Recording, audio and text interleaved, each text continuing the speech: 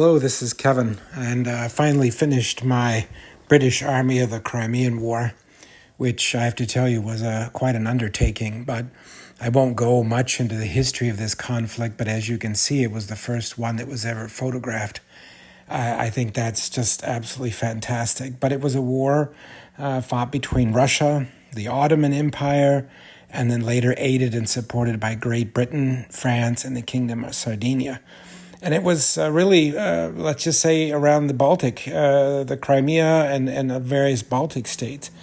But I mean, there's a lot of YouTubes and other things out there to be able to understand the history and kind of go into the depth. I'm just really here showing the armies that I put together for this.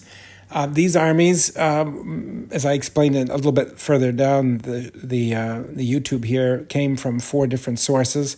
I had to find a lot of figures on the marketplace that were horribly painted, or in some cases not at all. And then these were 2 collections from 2 of my friends that just had outplayed them, and I just didn't want them anymore. But I had to fold them all in, touch them up, paint them up, reorganize, and kind of make them look like a cohesive army of the day.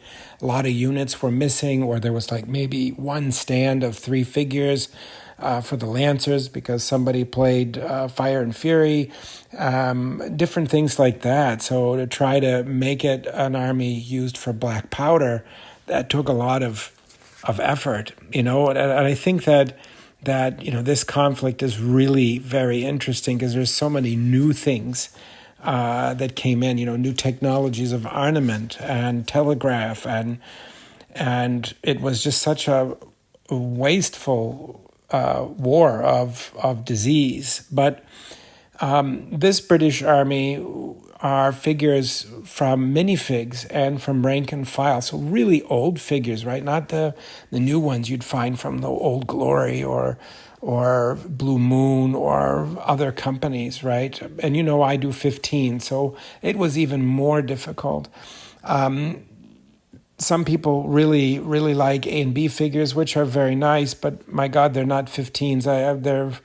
When I put one next to the collection here, it's almost like 22 millimeters. I can't even say they're 18s.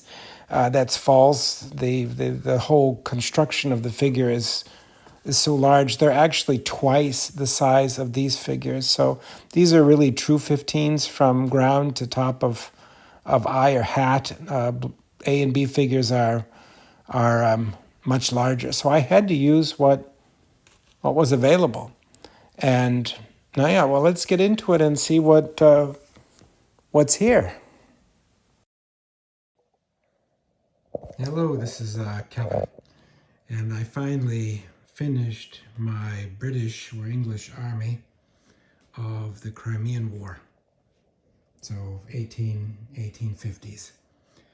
It was a little bit larger undertaking than I actually had thought. And I can tell you why. But I think it is a very nice representation of what was there. So the British Army was about 27,000 men, organized into 5 different divisions and 1 cavalry divisions under Lord Somerset and Lord Raglan.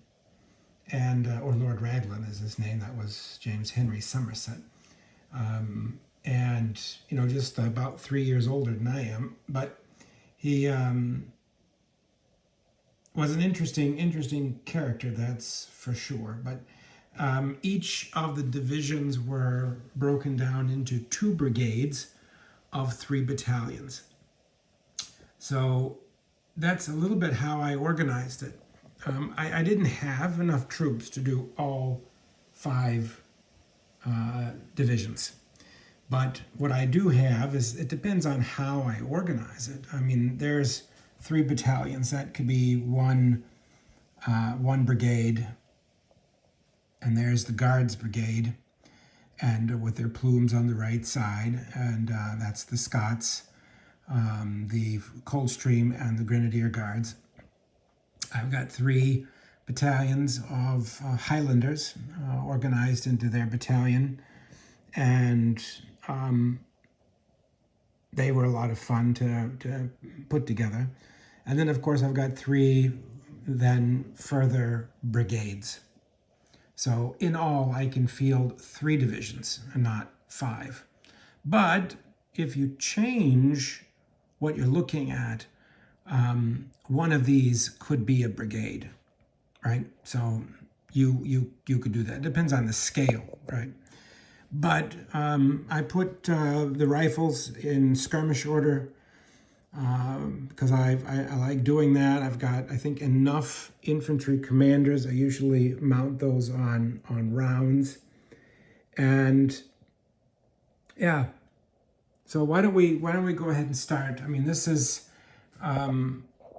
the heavy brigade. I've got all 5 of the regiments that participated in that particular conflict.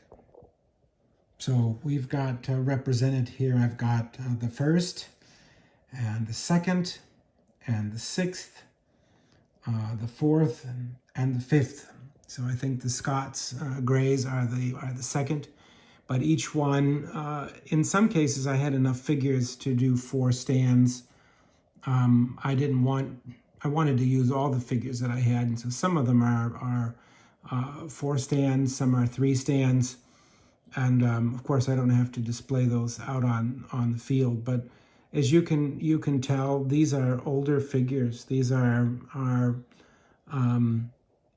minifigs and rank and file. They're old and very hard to come by, but I think that they painted up pretty nicely. I mean, as well as one could get it. And I'll come back to that at the end. But there's the 5 regiments of the heavy, and the same thing with the light.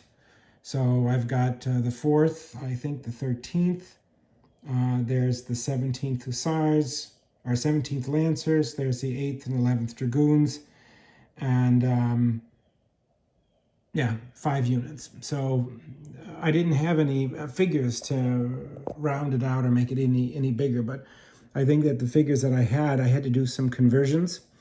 I was missing 2 Lancer figures, and so I had to actually take a Napoleonic Lancer and cut the hats to make them more like the hats out of the Crimean War.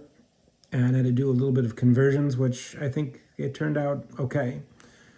And I had to do the same with the Hussars. I had to put green stuff and change the hats and change some of the equipment. And I had to do the same with the Dragoons because I only had 1 unit of Dragoons, and so I had to take other figures and shave their hats and do all kinds of fun stuff. I mean, the Light Brigade was really a lot of heavy conversion to get them to look like the uniforms of the Crimean War. But anyway, there's the light and the heavy cavalry brigade. So coming down the line, I mean, these are just wonderful older figures from minifig, and I think they turned out nice. Very nice flags.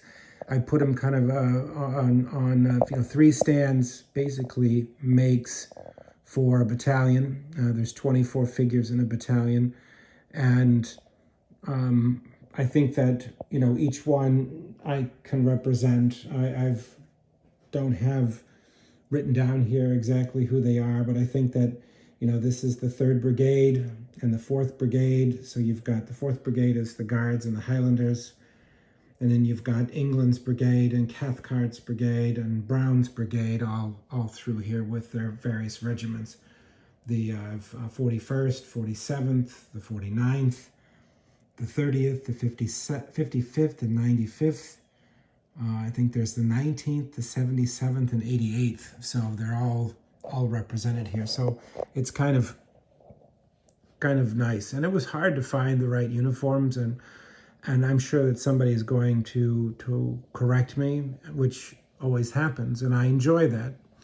But I think that the figures turned out pretty nice, and I can pretty much fight any battle, just depending on how I change the looks. I particularly like how the Highlanders turned out, and I think that the Guard brigade specifically looks very, very nice.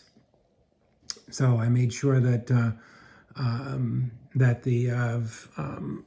this is the Scots Fusiliers, that they're correct, and of course this is the Coldstream Guard with the white plumes on the left-hand side, and then there's the Grenadier Guards with their plume on the right-hand side, being red.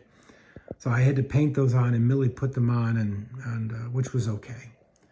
Some of the figures are quite nice. I like this one particularly with the field cap, and yeah, it turned out nice. I had lots of just like figures that I could grab and put into the army as best I can. So yeah, I think it turned out pretty nice, and I hope you like it. I'm going to just add a couple of other figures and things like that to it. You know, one of the things I wanted to say is I had mentioned with the Russians that this was three different collections that came to me through various sources. People just didn't want them anymore.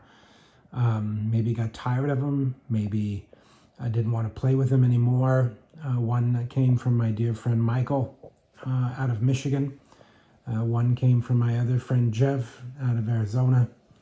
Both of them had played with them and were done. And then I had a couple of more that were from people that didn't finish the figures. They were just loose bags. And yeah, I had to take all four of these different sources and make it into one cohesive army, which was really, really hard. I had to find figures on the marketplace to round them out. I had to make 24-man and sometimes 32-man units. So that meant that I needed to do some conversions and repainting. Some of the painting on the figures that I received from my dear friends were not totally correct to period, so I had to change those. So it was a lot of work, and I really appreciated them selling the collections to me. And I'm just happy I could find extra figures and put it together. But as I mentioned with the Russian one, I really enjoy taking something and repainting, touching up, reorganizing. That just, to me, is actually more fun than buying the lead by itself. But anyway, I hope you enjoyed it. This is the British Army of the Crimean War. And maybe I'll do some videos with redoing the Battle of Alma. That might be fun. Take care.